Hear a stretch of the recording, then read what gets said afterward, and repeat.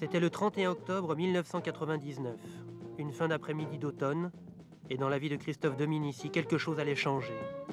Par la magie d'une demi-finale de Coupe du Monde gagnée face aux All Blacks, il acquit soudain une réputation et une dimension planétaire. 1m73, 80 kg, physiquement Dominici, c'est Titi qui triomphe de Gros Minet. 3 carrels coiffés en faux blond, il tient plus du joyeux lutin que de l'armoire à glace, mais ses qualités de rugbyman sont extraordinaires. Après la demi-finale, rançon de la popularité, il fut de plus en plus sollicité.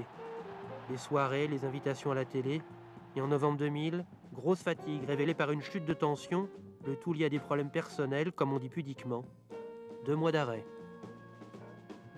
Ce qui ne te tue pas te rend plus fort. Mais je crois que la phrase veut dire ce qu'elle veut dire, quoi.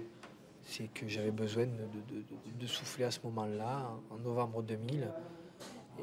Et voilà, quoi. C'est que j'étais obligé de me recadrer, de redonner un sens et un but à ce que je faisais, quoi. Après son retour dans le tournoi des 6 Nations, Christophe Dominici s'est refait un physique et un moral avec son club du Stade français. Avant d'affronter Leicester en finale de la Coupe d'Europe, les joueurs se sont entraînés cette semaine sur le terrain d'Evry pour les interviews. Il y avait des journalistes et des enfants. À quel âge avez-vous commencé le rugby ? Très tard, je crois que j'ai commencé à 17 ans. Est-ce que tous les joueurs font le même entraînement ? On s'entraîne ensemble, mais il y a une spécificité de poste.